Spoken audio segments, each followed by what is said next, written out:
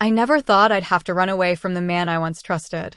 The sound of my baby's cries echoed through the silent room, but just moments later I felt Rowan's hand grab my hair, yanking it back. Before I could react, a sharp slap hit my face, leaving me stunned and tearful. "This is for your own good, Emma," he muttered coldly. Everything I once believed in seemed to collapse in that moment. Could I ever live in this house again? Would I be able to keep my family safe? The room was eerily quiet save for the sharp sound of my baby's cries. And then, without warning, I felt a sudden painful tug on my hair. Before I could even react, Rowan, my husband, jerked my head back, slapping me across the face with force. A wave of pain surged through my cheek and my vision blurred with tears. I tried to steady myself, my hands instinctively clutching my son, pulling him closer as if to shield him from this. My heart throbbed in my chest, a mix of fear and disbelief swirling within me. "This is for your own good, Emma," he muttered, his voice cold and devoid of any compassion. I couldn't grasp how everything had unraveled so quickly. I'm Willow, 30 years old and a new mother. It's a roller coaster of emotions, exhilarating and overwhelming in equal measure as I navigate the complexities of raising a newborn. The first days at home with my baby were a mix of joy and exhaustion. While I was thrilled to have my son, I hadn't fully understood how challenging it would be to recover from childbirth, manage the house, and take care of my baby all at once. The house was far from perfect. Laundry piled up, dishes lingered in the sink, and I struggled to carve out a moment for myself, consumed with meeting my baby's needs every minute. One afternoon, while I rocked my crying son in my arms, the doorbell rang. I hadn't been expecting anyone, so I was surprised to see my mother-in-law Lavender standing at the door. As she entered, her eyes swept over the disarray, scattered toys, clutter everywhere, and the dishes still piled high in the kitchen. It wasn't how I had hoped she would see our home, but with everything going on, tidying up had been the last thing on my mind. Lavender's gaze fixed on me, and I could feel the judgment in her eyes mixed with concern. "I thought I'd come by to check on you," she said, stepping over a stray toy on the floor. "Ashton mentioned you might need help." "Thanks, Lavender," I replied, trying to keep my voice steady though my nerves were frayed. "Things are just a little hectic right now, but we're managing." Lavender didn't seem convinced. She moved into the kitchen, the sound of the unwashed dishes clinking together amplifying my discomfort. "It seems like you need more than a little help," she said, her tone sharp. "This place is a mess. Is this how you plan to raise my grandson?" Her words pierced me, and in that instant, a surge of frustration, sadness, and anxiety flooded through me.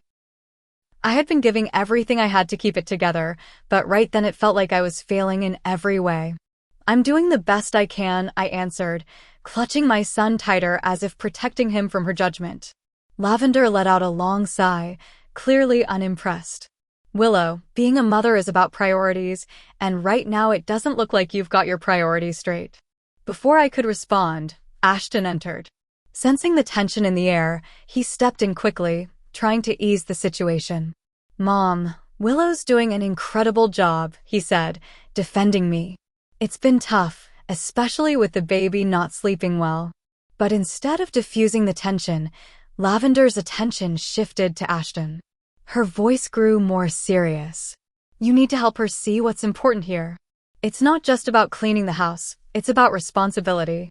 She's not meeting the family standards." I could see Ashton was caught in the middle. He looked at me, then back at his mother, unsure of what to say. "Mom, let's not do this right now. Willow is still recovering." But Lavender cut him off. "That's exactly the time when discipline needs to be taught," she said, her voice rising. "If she learns to manage things now, she'll be better off in the future. You can't be too easy on her, Ashton." I was stunned when Ashton hesitated and then finally said, "Maybe you're right, Mom. Maybe Willow does need to learn the hard way." Hearing those words from my husband felt like a punch to the gut. I couldn't believe he would side with his mother, especially when he had seen how hard I was trying. Lavender gave a firm nod as if she had won the argument. She pushed Ashton toward me, saying, "Show her that this kind of behavior can't be tolerated." In that moment, I felt completely overwhelmed. It wasn't just the physical exhaustion or the mess around the house. It was the feeling of being judged and misunderstood by the people who were supposed to support me. Motherhood was already hard, and I was doing my best, but it felt like nothing was enough for Lavender. That day made me realize how important it is to have a support system that understands what new mothers go through. It's not just about keeping the house clean or meeting family standards. It's about doing your best even when things feel overwhelming and having people who lift you up instead of tearing you down. I barely had time to react before Ashton grabbed my hair roughly, pulling me toward him, and slapped me hard across the face.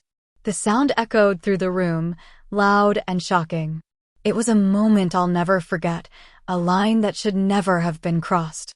I held our baby boy close, his cries mixing with the sound of my racing heartbeat. "Ashton, what are you doing?" I managed to ask through tears. The pain from the slap was nothing compared to the pain of betrayal. I couldn't believe this was happening. "This is for your own good, Willow," Ashton said, his voice flat and empty. He didn't even look me in the eyes. "You need to learn." The room fell silent. The only sound was the soft whimpers of our son. Ashton glanced at me, his face showing a mix of frustration and embarrassment, but it didn't feel like an apology. Lavender, his mother, stood there with a stern expression, not saying a word, but her presence alone was enough to make things worse. She didn't move, didn't flinch. She just stood there watching as if she had expected this to happen. What was meant to be a visit for support had twisted into something entirely different. Instead of comfort, I was met with judgment and now a slap that shattered everything I thought I knew about family. It felt as though the very foundation of my world was collapsing. As Lavender made her way to the door, she whispered something to Ashton. I couldn't catch all of it, but the smugness in her expression and the worry in Ashton's eyes told me everything I needed to know. The air between us had turned cold, and I could feel it settling deep into my chest, a heavy weight I couldn't shake. That night, after the storm of emotions had passed, I rocked my son to sleep, trying to calm both him and myself, but the dread clung to me, refusing to let go. What was supposed to be a loving family now felt like something foreign, a place of judgment where I was put on trial and found wanting. It was as if I was failing them no matter how hard I tried. As I held my son close, a decision began to take shape in my mind. I needed to leave, not just for my own safety, but for his as well. The house that once felt like a home now felt more like a prison built by the very people who were supposed to love and protect us. I realized I couldn't raise my son here, not with Ashton's actions and Lavender's ever-present influence looming over us. He had crossed a line, and I couldn't trust him anymore. I couldn't bear to sleep next to Ashton that night. Instead, I took my baby to the nursery, the small room that had become my sanctuary these past few weeks. As I sat in the rocking chair, my son in my arms, the events of the day played over and over in my mind. Each time the memories resurfaced, the pain and betrayal only deepened. I knew without a doubt that I couldn't stay. The next morning, with Ashton at work and Lavender thankfully gone, I picked up the phone. Rebecca, a close friend who had offered help before, answered quickly. "Becca, it's me." "I need the help you offered," I said, my voice trembling with a mix of fear and resolve. "Say no more, Willow," Rebecca replied calmly. "I'll be there today with my truck. We'll move your things to my place until you figure out your next steps." We devised a simple but risky plan. I would pack as much as I could during the day, just the essentials for me and my son. Rebecca would come by in the evening, and we would move everything out quietly before Ashton returned. I knew I couldn't face him again, not after what had happened. It was too dangerous to stay, and I couldn't risk him or Lavender discovering what I was planning. As I packed, my heart raced, but I knew this was the only option. This wasn't just about me anymore, it was about my son. He deserved a safe, loving environment free from violence, control, and manipulation. Leaving was terrifying, but staying would have been worse. This was the beginning of a new chapter, one where we could both breathe, and my son could grow up in peace. I stood still, contemplating the consequences of facing Ashton again. He might try to apologize, or worse, Lavender might convince him to tighten his grip on me. I couldn't let that happen. I knew I had to leave. As I packed each baby outfit, each toy felt heavier than the last, weighed down by the memories of a life I had once dreamed of, the life I had wanted with Ashton. But the sharp sting of his slap and Lavender's cold, judgmental gaze reminded me staying wasn't an option anymore. By late afternoon, most of my things were packed into boxes. I hid everything in the garage, trying to stay calm and focused. Rebecca, my best friend, arrived just as the sun began to set. Her arrival felt like a glimmer of hope in what had been one of the hardest days of my life. "Are you ready?" Rebecca asked as she stepped inside, looking at the boxes and bags scattered around. "As ready as I'll ever be," I replied, holding my baby boy a little closer to my chest. I had to do this for him, for both of us. We moved quickly, loading everything into her truck. We worked silently but efficiently, as if we had done this 100 times before. The last room I packed was the nursery. It had been my little sanctuary, the only place in the house where I had felt safe and at peace. I took one last look around, saying a quiet goodbye to the life I had dreamed of having with Ashton. But I knew now that this dream was over. As we drove away, I watched the house fade in the rearview mirror. A chapter in my life was closing, and though my heart felt heavy, I also felt a flicker of hope. My baby slept peacefully in his car seat, unaware of the big change happening, but finally, I knew he was safe. This was the first night of our new life, a life where fear and manipulation no longer had control over us. When we arrived at Rebecca's place, I felt a wave of relief. Her home was filled with warmth and safety, a stark contrast to the oppressive feeling that had taken over my own home. Being there made me even more determined to make sure Ashton and Lavender couldn't hurt us again. I realized that simply leaving wasn't enough. I needed to ensure that they couldn't twist the story in their favor or ever put someone else through what I had experienced. I started by reaching out to family and friends, pretending I just wanted to catch up. During these conversations, I carefully gathered bits of information, slightly recording any mentions of Lavender's controlling behavior or Ashton's strange willingness to follow her lead. Some people were hesitant to talk, but many hadn't realized how deep Lavender's manipulation ran. Over time, I began to collect text messages, voicemails, and even recorded calls that painted a clear picture of what was really happening behind closed doors. The most valuable piece of evidence came when I managed to record a video of Lavender coaching Ashton on how to control me. Her words made it clear that this wasn't about concern or love, it was about power and control. Once I had gathered enough evidence, I decided it was time to confront them. I chose a family gathering hosted by Ashton's sister. It was a neutral place with plenty of family members present. Some of them had already hinted that they were uncomfortable with the way Lavender dominated the family, so I hoped this would be the right time and place to reveal the truth. On the day of the gathering, I was nervous. My hands shook and my heart raced, but I knew this had to be done. I arrived with Rebecca by my side, her support giving me the strength to go through with it. As I walked into the room, I could feel the tension. People greeted me with quiet murmurs, but everyone seemed to know something was off. Word about Ashton and Lavender's behavior had spread through the family, and even the relatives who lived far away had heard rumors. After the initial greetings, I took a deep breath and prepared myself for what was to come. It was time to show everyone who Ashton and Lavender really were and to finally take control of my life again. I stood up, my hands shaking, but my voice was steady. "I have something important to say," I began, as everyone in the room turned to look at me. I could feel all eyes on me, but I knew this had to be done. It's about Ashton and his mother, Lavender, and how their actions have affected not just me and my son, but the whole family. Ashton looked shocked, and I could see the fear in his eyes as he tried to stop me. "Willow, let's not do this here," he said, trying to interrupt, but I didn't back down. "No," I replied, pulling out my phone. "This is not just a personal issue." I connected my phone to the Bluetooth speaker, and the room fell silent. The recordings began to play, Lavender's cold, controlling voice telling Ashton how to handle me, and Ashton's hesitant agreements. It was all there, plain as day, their plans to fix my behavior. The reactions in the room were immediate. Some people looked shocked, others disgusted.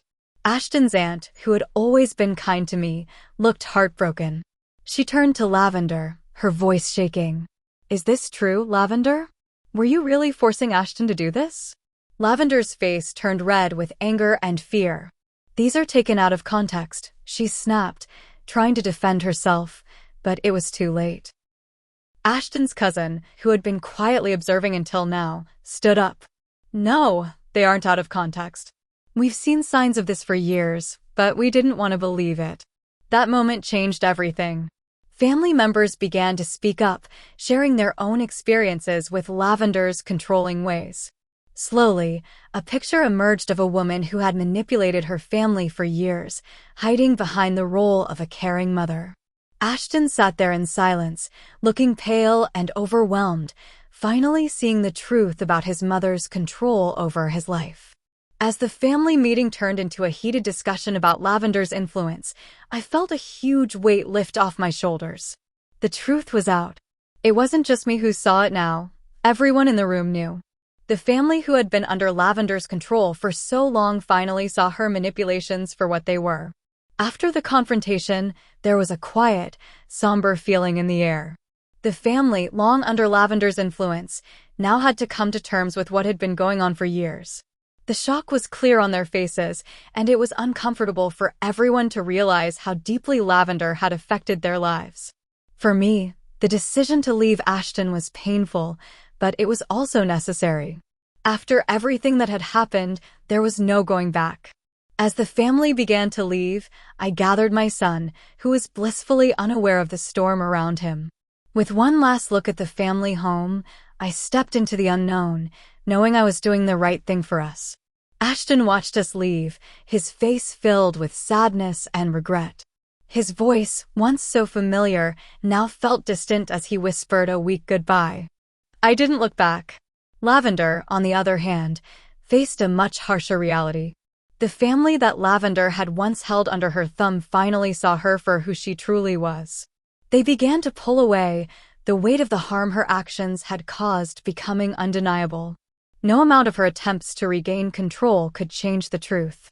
The evidence from the recordings and the testimonies shared at the gathering had been overwhelming, and no one could ignore it any longer. In the weeks that followed, Ashton reached out to me repeatedly. His messages overflowed with apologies, promises of change, and pleas for forgiveness, but the image of his raised hand and the influence his mother had over him were too ingrained in my memory to forgive so easily. The trust between us had been shattered, and with it, the bond of our marriage. I understood then that this was the closing of one chapter and the painful but necessary start of another. I wasn't just leaving behind a toxic situation, I was beginning a new life, one where I could be free from control and fear, where I could raise my son in an environment built on love and safety. I found a small apartment far from the neighborhood I once called home. It was a fresh start, a place where no one knew my story, and I could leave the past behind. My friend Rebecca stood by me through it all, offering her unwavering support as I began the slow process of rebuilding. My days became simpler yet filled with purpose. Caring for my son consumed most of my time, but I also focused on putting the pieces of my life back together. The healing process was anything but easy.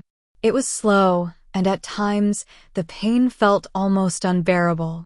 There were days when the weight of everything I had been through threatened to swallow me whole, but the newfound freedom to make my own choices, to no longer live in fear of manipulation, kept me moving forward. It felt like a fresh start, an opportunity to live on my terms. I began therapy where I confronted the emotional scars I had carried for so long. I also joined support groups for single mothers, and connecting with others who understood my pain helped me feel less isolated. Slowly, the pieces of who I once was began to come back together, though I wasn't the same person I had been before. I was stronger now, more resilient. I had learned how to stand up for myself and, most importantly, how to protect my son from any harm. His laughter became my anchor, lifting me through even the darkest moments. Watching him grow and hit new milestones filled me with a sense of purpose and joy, and with each little victory, I felt more hopeful for the future. As he took his first steps and said his first words, I too found myself taking steps toward healing and reclaiming my life. Months passed, and before I realized it, a year had gone by. One evening, after putting my son to bed, I sank into the couch in our cozy living room, surrounded by his drawings and toys, symbols of the happy life we were building together. I couldn't help but reflect on how far we had come. The pain of the past still lingered like a shadow, but it no longer held the same power over me. The light of new beginnings now shone brighter, and the support of friends like Rebecca, along with the unconditional love of my son, gave me strength. As I sipped a cup of tea that night, it struck me, I was ready to share my story. I started a blog as a space where I could write about everything I had been through. It wasn't just for me, but for others who might be facing similar struggles. I wanted to reach out to those who felt trapped in manipulation or abuse, to let them know they weren't alone. Every blog post I wrote became a step away from the victim I once was and a step closer to becoming someone who could help others. Reflecting on my journey, I realized I had grown into an advocate. I had found my voice, and now I was using it to speak out against the very control and manipulation I had once endured. My story was one of resilience, a testament to finding strength in the face of adversity. But how far is too far when love and control blur into violence? When does standing up for yourself become an act of rebellion in a relationship built on manipulation and fear? In that moment, as I stood there clutching my baby, the truth hit me harder than the slap. I had been living in denial, convincing myself that Rowan's behavior was just a phase, but it wasn't. He wasn't the man I had married.